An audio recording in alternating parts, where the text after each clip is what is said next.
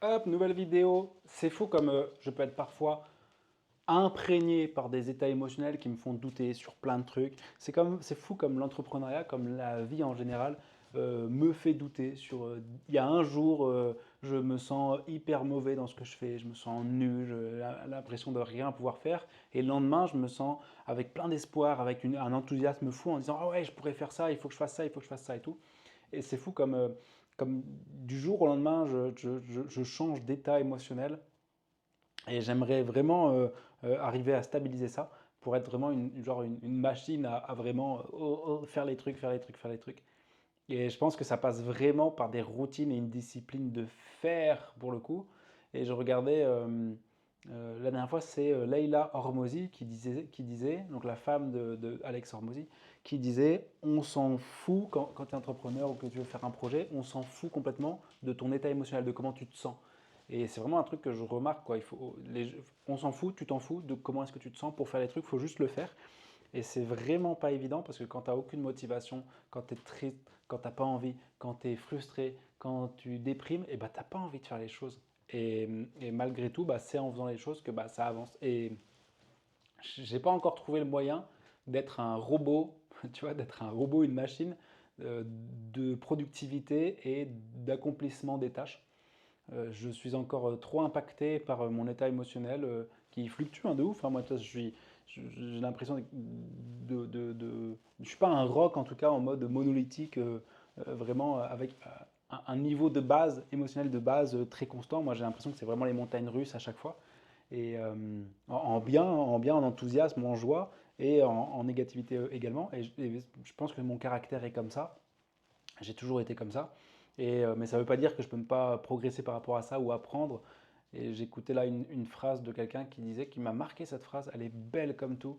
On ne progresse que par opposition à soi, dans le sens, euh, on a tous une pente préférée. On va tous faire quelque chose de manière préférentielle. C'est-à-dire que il y a des personnes qui, lorsqu'ils sont frustrés, vont grignoter. Bon, bah ça, c'est ce qu'on préfère faire, c'est ce que le cerveau a dit de plus facile pour avoir de la dopamine et pour calmer cette anxiété.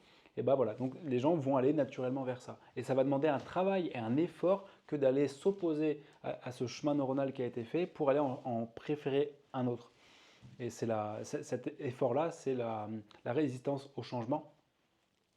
Et en fait, cette phrase-là, cette phrase de on ne grandit, on ne progresse que par opposition à soi, c'est dans le sens où il faut faire l'effort de ne pas forcément aller ce vers quoi on va naturellement parce que ces choses-là ne nous font pas forcément progresser, mais d'essayer justement d'aller progresser sur d'autres domaines.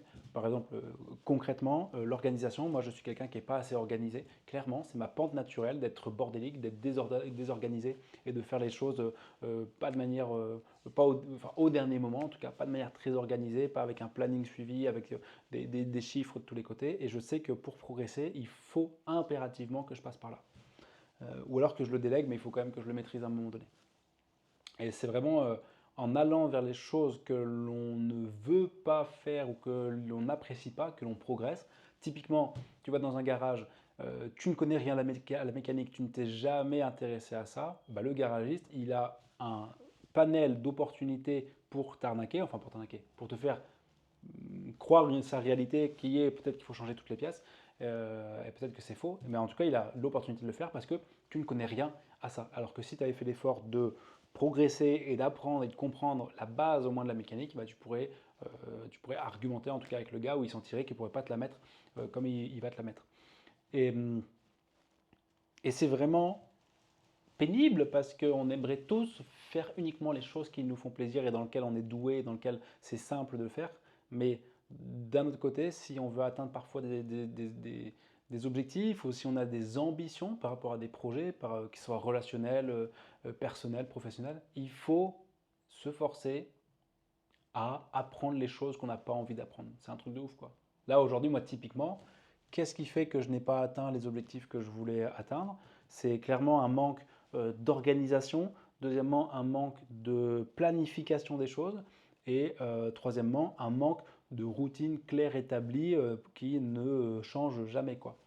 Euh, j'ai eu des périodes de travail intense, puis des périodes avec un peu moins de travail.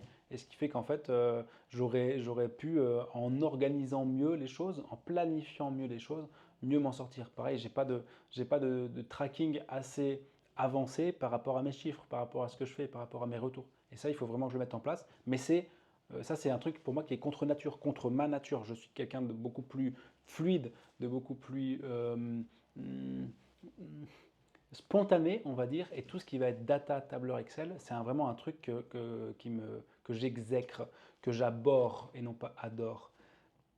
Et, et il faut vraiment que je me force à ça parce que je sais qu'aujourd'hui, c'est quelque chose qui me freine dans mon ascension, c'est quelque chose qui me freine dans mes projets, et il faut impérativement que je me mette le nez là-dedans et que j'arrive à regarder comment ça se passe et à apprendre, et quitte après à le déléguer. Mais voilà, il faut vraiment que je fasse ça, et sachant que je ne suis pas pour le fait de déléguer quelque chose que je ne maîtrise pas, parce que sinon on sera comme un garagiste, enfin comme avec le garagiste finalement, la personne pourra me bananer, et dans le business, et dès qu'il y a un peu d'argent en jeu, les gens nous bananent très souvent. Très souvent, très souvent, très souvent. J'en ai fait l'expérience. Donc,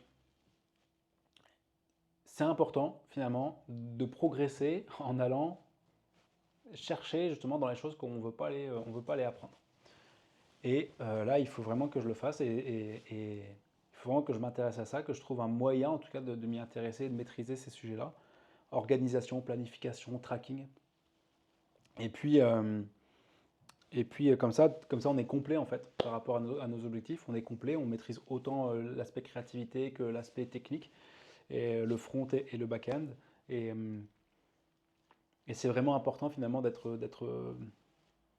complet là-dessus, sachant que si en plus on débute, on est solopreneur, c'est-à-dire qu'on n'a pas de grosse équipe pour justement nous aider dans le perfectionnement de certaines tâches.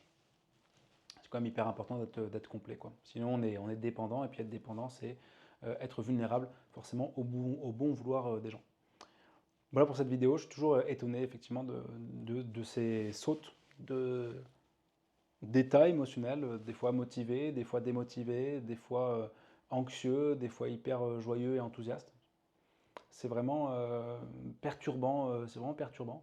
Et j'aimerais vraiment, je sais qu'il existe des techniques de contrôle émotionnel, ça se travaille, c'est un travail qui est psychocorporel dans le sens où le corps euh, ressent les émotions, il y a des choses, des changements physiologiques qui se passent au niveau du corps, et je sais que ces sensations physiologiques et ces sensations physiques, elles peuvent se contrôler, elles peuvent se moduler pour justement que l'émotion ne parte pas dans des niveaux trop hauts, et, euh, et j'aimerais bien les apprendre, ça, il faut que je travaille ça, parce qu'à mon avis, ma stabilité émotionnelle sera garant, et sera garante, sera garant peut-être, sera garant de ma réussite future.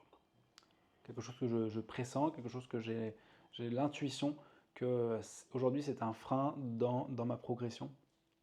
C'est va-et-vient entre des moods, entre des états d'âme un peu trop, excentrés. Disons que si le centre c'est une neutralité un peu trop excentrée. Bref, voilà pour cette vidéo. Si tu as kiffé, on se voit demain pour une nouvelle vidéo. Je te laisse t'abonner, je te laisse liker, je te laisse commenter également. Si tu as des techniques de gestion émotionnelle, je suis preneur. Du coup, ça m'aidera vraiment à progresser. On se voit demain. Ciao.